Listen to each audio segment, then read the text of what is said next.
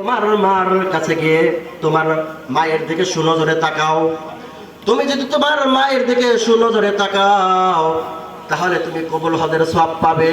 চিৎকার দিয়ে বলুন না সুবহানাল্লাহ। এরপরে সে আবার প্রশ্ন করলো, হুজুর আমি যদি দ্বিতীয়বার আমার মায়ের দিকে সুনজরে তাকাই তাহলে কি হবে? তখন সে আল্লাহ হযরত মুহাম্মদ সাল্লাল্লাহু আলাইহি ওয়াসাল্লাম বললেন, তোমার দ্বিতীয় কবুল হজের সওয়াব পাবে।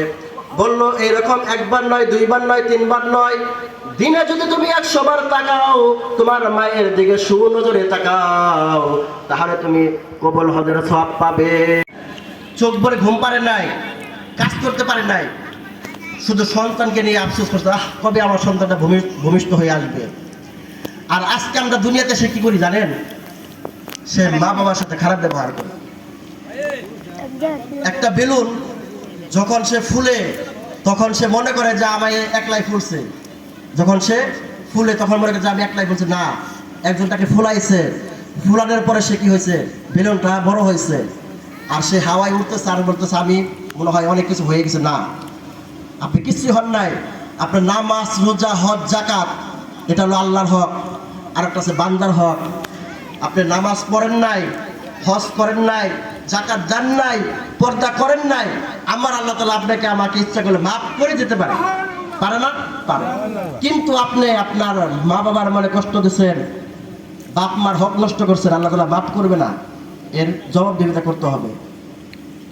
এর জন্য ভাইরা আমার, যুবক ভাই, আপনাদের দুটি হাতে পায়ে ধরে বলি ভাই, মোবাইলকে সময় দেন, মোবাইলকে সময় দেন, আপনার সন্তানকে সময় দেন, আপনার স্ত্রীকে সময় দেন, চার দোকানে গিয়ে চার দোকানওয়ালাকে সময় দেন। কিন্তু যে মা, যে বাপ আপনাকে কষ্ট করে লালন পালন করলেন তাদেরকে সময় দেন না। এর জন্য আপনাদেরকে জবাবদিহিতা করতে হবে। আপনাদেরকে একটি ছোট্ট একটা ঘটনা শোনাই। এক যুবক তার মাকে বলল, তার আব্বুকে বলল, আব্বু, সন্তান তার বুকে, মানে সন্তান বাপের বুকে মাথা রাখছে, মাথা রেখে বলতেছে আর গাল হাঁটতেছে, বলতেছে আব্বু, দাড়ি হাঁটতেছে, বলতেছে আব্বু একটা কথা বলবো। ওই কি কথা বললো? ওই আমার আব্বু না, আমার না ডাক্তার হতে বলছে, তুমি আমাকে ডাক্তার বানাইবে? বলতেছে তুই ডাক্তার হবি? বলতেছে হ্যাঁ, আমি ডাক্তার হব। বললো ঠিক আছে, কেন ডাক্তার হবি? কয় আব্বু, কিছুদিন আগে আমার ছোট ভাইটা বিনা চিকিৎসায় মারা গেছে, তখন থেকে আমি প্রতিজ্ঞা করছিলাম আমি ডাক্তার হবো, আমি একজন ভালো ডাক্তার হব, আমি মানুষকে ফ্রি চিকিৎসা করবো। এর জন্য সেই বাপ বলতেছে ঠিক আছে বাপ, তুই যেহেতু ডাক্তার হবি, আমার যত কষ্টই হোক না কেন আমি তোকে ডাক্তার বানাবো, তোকে আমি লেখাপড়া করাবো। এইভাবে লেখাপড়া করাইতেছে। বাপ দামি কাপড় কিনে না, মা দামি কাপড় কিনে না, দামি খাবার খায় না, সেই টাকাগুলো জমাইয়া জমাইয়া সন্তানের জন্য সঞ্চয় করতেছে আর সন্তানকে লেখাপড়া করাইতেছে। সন্তান লেখাপড়া করতেছে করতেছে আস্তে আস্তে বড় হইতেছে। একটা গাছ যেমন আস্তে আস্তে বড় হইতে থাকে, মনে করেন আপনি একটা গাছ বুনছেন, নারকেল গাছ বুনছেন, ডাব গাছ বুনছেন, যখন গাছটা আস্তে আস্তে বড় হবে আপনার ভিতরে কিন্তু স্বপ্ন জাগবে যে এই গাছটা বড় হবে, বড় হওয়ার পরে ডাব হবে, ডাব নিয়ে বিয়ে বাড়ি যাব, ডাব নিয়ে বাজারে বিক্রি করব, ডাব বিক্রি করে মাছ কিনে খাবো, ডাব বিক্রি করে শাড়ি কিনবো, এইরকম স্বপ্ন জাগে না? স্বপ্ন জাগে। তো সন্তানরা যখন বড় হইতেছে আস্তে আস্তে, এইরকম পিতা মাতার মনেও স্বপ্ন হইতেছে। তো ডাক্তার হতে তো অনেক টাকা লাগে বর্তমানে, জানেন না? অনেক টাকার প্রয়োজন। তো টাকা পাবে কোথায় এত? পরে লাস্টে তার যে গরু ছাগল ছিল, মানে গরু ছাগল ছিল, তারপরে ঘর ছিল, জায়গা জমি ছিল, সব বিক্রি করছে। বিক্রি করে সেই সন্তানকে লেখাপড়া করাইতেছে, ডাক্তার বানাবে, এক কথায় শেষ, ডাক্তার বানাবে। তো এইভাবে ডাক্তার বানাইতেছে। ডাক্তার বানানোর পরে মানে ডাক্তার হওয়া টাইম, এমন অবস্থায় সেই ছেলে চলে গেছে ঢাকা শহরে লেখাপড়া করার জন্য। তো করার পরে তো তখন টাকা পয়সা তাদের শেষ হয়ে গেছে। তো যখন জমিন শেষ হয়ে যায় তখন মানুষের সম্মান কমে যায়, তাই না? একটা মানুষের যদি এই এলাকা শহরে যদি কারো বাড়ি থাকে, সেই মানে যখন সে বাড়ি না থাকে তখন তাকে মানুষ একরকম সম্মান করে, আর যখন সে বাড়িটা বিক্রি করে ফেলে তখন মানুষ তাকে আরেক রকম সম্মান করে, ঠিক না? সম্মান করে এটা ধরতে গেলে। তো যাই হোক, তো তখন কি করবে? সন্তানটা তো লেখাপড়া করতেছে ঢাকা শহরে, এখন মানুষের বাড়িতে থাকে, কি করবে? তখন সে রাত করে রিক্সা চালায়। সেই বাপ কি করে, সন্তানকে এই ডাক্তার বানানোর জন্য বাপ কি করতেছে, রিক্সা চালাইতেছে, রাত করে রিক্সা চালাইতেছে। আর হলো মা কি করে জানেন, মা রোজা থাকে, কারণ যদি রোজা থাকে তাহলে একবেলা খাবার বেঁচে যায়, পরবাদের খাবার খায়, রাতের খাবার খায়, একবেলা খাবার বেঁচে যায়। ওই টাকা তারা জমাইতেছে, জমে সন্তানকে লেখাপড়া করাইতেছে। তো একদিন ফোন দিছে, আব্বু আমার তো এমার্জেন্সি টাকা লাগবে, 5,000 টাকা লাগবে। বলতেছে তাহলে বিকাশ নাম্বার দাও, বিকাশ নাম্বার টাকা পাঠিয়ে দিতেছে। তো বিকাশ নাম্বার টাকা পাঠিয়ে দিছে। এরপরে কিছুদিন পরে বলতেছে যে আব্বু আমি তো সামনে মাসে বাসায় আসবো, আমার পরীক্ষা শেষ, আলহামদুলিল্লাহ আমি ডাক্তার হয়ে গেছি, তোমরা কোনো চিন্তা করো না, আমি আসতেছি। তখন বাপ মা তো খুশি, যা আলহামদুলিল্লাহ আমার ছেলে ডাক্তার হয়ে গেছে, সামনে মাসে বাড়িতে আসবো। এই তো কিছুদিন কষ্ট করলাম, এরপর তো আলহামদুলিল্লাহ ছেলে টাকা কামাবে, আমরা ভালো মন্দ খেতে পারবো। তো এইভাবে স্বপ্ন স্বপ্ন দেখার পরে ওই ছেলেটা এদিক দিয়ে কি হয়েছে, যখন ভালো রেজাল্ট করছে, ডাক্তার হয়ে গেছে, এমন সময় পাশের মানে যার সাথে লেখাপড়া করছে একটা সুন্দরী একটা মেয়ে ছিল, সেই মেয়েটাকে ভালোবেসে ফেলছে। মেয়েটা আবার ছিল বড় লোকের মেয়ে, অনেক পয়সাওয়ালা। তো তাকে ভালোবেসে ফেলছে। পরে বলতেছে যে তোমার বাড়িতে কে কে আছে। এখন যদি সে বলে যে আমার বাড়িতে বাপ মা আছে, তাহলে ওই মেয়েটা রাজি নাও হতে পারে। এর জন্য বলতেছে আমার বাপ মা কিছু নাই। বলে নাউজুবিল্লাহ, এমন সন্তান আছে না যে বাপ মাকে পরিচয় দেয় না, অনেক দেয় না, বলে যে সে গরিব, সে পাগল, তাকে পরিচয় কেন দেবো, দেয় না। তো বলতেছে আমার বাপ মা নেই, তোমার বাড়ি কোথায়? আমার বাড়ি গাড়িও নাই।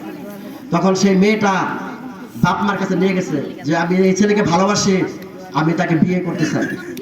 তখন বাপ মা দেখলো যে ছেলেটাও ভালো, স্মার্ট, সুন্দর, ডাক্তার হবে, তাহলে বিয়ে সাথে দিয়ে দেয়। তখন সে বিয়ে করে সংসার করা শুরু করে দিল। এক মাস পরে যে বাসায় আসার কথা, সে আর বাসায় আসতেছে না, খবর নিতেছে না, মোবাইল দিতেছে, মোবাইল বন্ধ। কারণ ওই মেয়েটা কি করছে জানেন, মেয়েটা ওই স্বামীর মোবাইল নিয়ে সিম ভেঙে ফেলছে, বলছে কারোর সাথে কোনো যোগাযোগ থাকবে না, রাখা যাবে না, শুধু আমার, তুমি শুধু আমার, আমি শুধু তোমার, আমরা ছাড়া আর কেউ কারোর মাঝে থাকবে না। তো এইভাবে সংসার করতেছে। এদিক দিয়ে বাপ সন্তানের জন্য পাগল পারা হয়ে গেছে, আমার সন্তানের মোবাইলটা বন্ধ কেন, আমার সন্তানকে পাওয়া যাচ্ছে না কেন। এইভাবে সে কান্না করতেছে। আর সেই ডাক্তার সাহেবের মা বলতেছে, আমি যে পর্যন্ত আমার সন্তানকে, আমার হারানো ধনকে ফিরে না পাবো, আমি সে পর্যন্ত নফল রোজা রাখবো। সে নিয়ত করলো। মা দেখেন যে মার এমন একটা মন যে মা সন্তানের জন্য সারা জীবন কান্না। কতক্ষণ বসে থাকার পর আমরা আবার বাইরে এলাম, বাইরে এনে একটু নিঃশ্বাস নিলাম, আবহাওয়া দেখলাম, কি লোকজন কি আছে। ভিতরে লোকজন নাই, বাইরে অনেক লোক, বলার বাইরে, খালি দোকানপাট আর দোকানপাট।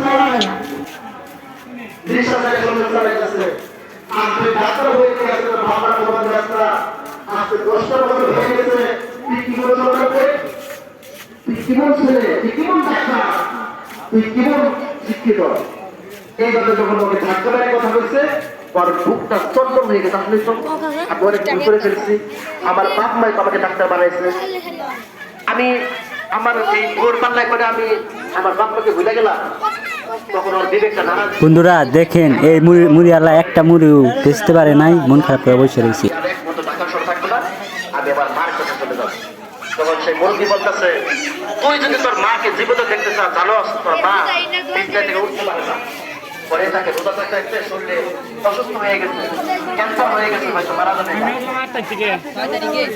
তখন সেই যুবকটা বাসায় গেলেন না, ঢাকা শহরে গেলেন না, বললো যাকে আজকে সকালবেলা রওনা দিচ্ছেন গাড়িতে করে রওনা দিচ্ছেন, পথ চলতেছে, এদিক দিয়ে কান্না করতেছে, আর বলতেছে আল্লাহ আমি ডাক্তার হয়ে ঠিক আছে, আমি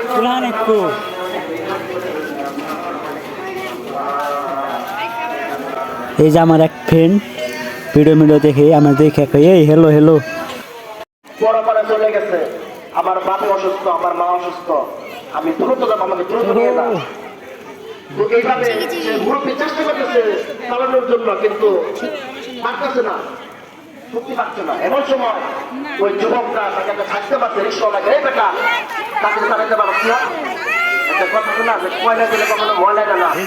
যাদের চরিত্র খারাপ, ইয়ামিন যখন ধাক্কাটা রিভিউ কি এর টেস্ট কি বে পড়ে যাওয়ার পরে 100 ও নাইস। আচার খাওয়ার পর দেখি অনেক পুলানি একটা পুলা এদের আমার কাছে অনেক। যে রাতের কি করতে হবে, জবাবদিহিতা করতে হবে যে দাঁড়িয়ে উত্তরপাড়া জামে মসজিদের কমিটিরা কুরআন সুন্নাহের আয়োজন করছিল, তোমরা সেখানে যাও নাই। হতে পারে এই মাটি আপনাদেরকে জবাবদিহিতা করতে হবে কালকে আমাদের হাসরের ময়দানে, যে আল্লাহ এত সুন্দর জান্নাতের বাগান ওই আমিন গেলি কোনে? সেখানে তোমার বান্দা বান্দা আসে নাই। হতে পারে। আসসালামু আলাইকুম হুজুর সাহেব। ওয়ালাইকুম আসসালাম বড় ভাই, আপনি এনে কি করেন? আইলাম সব উপলক্ষে। দেখবি একটা বড় ভাই নাকি খান? একটা ম্যাজিক দেখবি? বড় ভাই এক চামচ কি হবো? এক চামচ কি হবো? এই যে আগরে রয়েছি, এই যে এই বড় ভাই আগরে রয়েছি।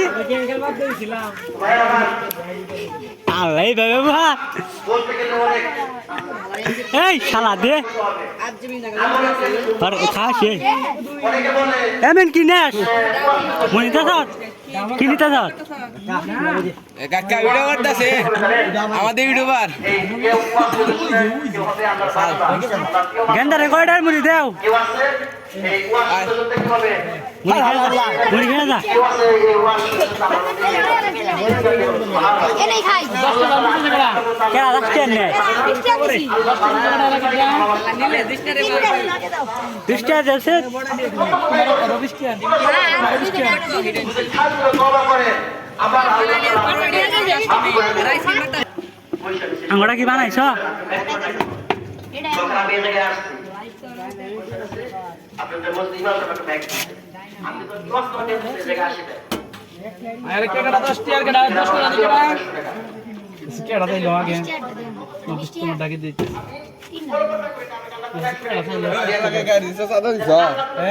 দাদা আগে না কই আমি ছোট ভাইদের নিয়ে আইছি ছোট ভাইদের সাথে এই যে দাদা নি খেলা আল্লাহ তাআলা সূরা সূরা আমাদের আমি হজ করে আসছি, রাফি হাই কিন্তু কেউ যদি মসজিদে 10 টাকা দেয় 5 টাকা দেয়, কত 200 এটা আমার আল্লাহ তাআলা কবুল করবে না। আল্লাহ তাআলা বলবে, বান্দা তুমি নামাজ পড়ছো লোক দেখানোর জন্য, তুমি হজ করছো লোক দেখানোর জন্য, আমি তোমার কোনো কবুল করব না। আর করব না, এরকম আল্লাহ তাআলা বলবে। এই যে দেখেন, এটা কোরআনের কি বানাগে শুনাই যাব না মনে করেন আপনি বড় লোকের ছেলে কাছে বিয়ে করছেন। রসে পা বড় লোকের ছেলে কাছে বিয়ে করছেন, সুন্দর ছেলেকে বিয়ে করছেন।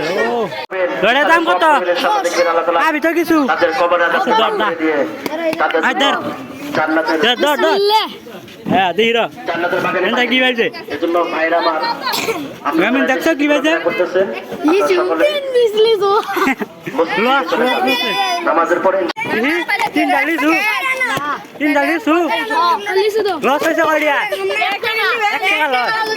ঠিক আছে ব্যবসা ঠিক আছে হালাল ব্যবসা গো হালাল আল্লাহি বন্ধু কি লাগছে পাগলাই কি লাগছে কি কইছে পাগলাই লাগছে কি আল্লাহি বন্ধু তাই নাকি এই আমি কি তো বন্ধ ওই ওরে জ্ঞান দেয় এলাহি বক্সরে কই এলাহি বন্ধ। এটা কি লাগছে এটা তো লাগছে বক্স তারপর আগে কি লাগছে তার আগে লাগছে তো এলাহি আমি আমার ছোট বাইরে কইছি ওই মালাটা তুই অনেক শু তাহলে নি তাছাড়া ওর হাতে যেটা দিছে ওরাই দেখাবার নিছে তাইলে এটা ভিডিওর মানে কি কি সুন্দর বই মনে হয় যে বউ মনে হয় কিনে নিয়ে যায় পাততে যায় ওর সাথে গল্প বলি গে অনেক পেশাল বাড়ি গে কিন্তু মূলত আমি তো ভাবি নাই যে এটা আমাদের সব কিছু লেখা আছে ওটা পড়লেই হবো আমার এইটুকু সেন্স কাজ করে।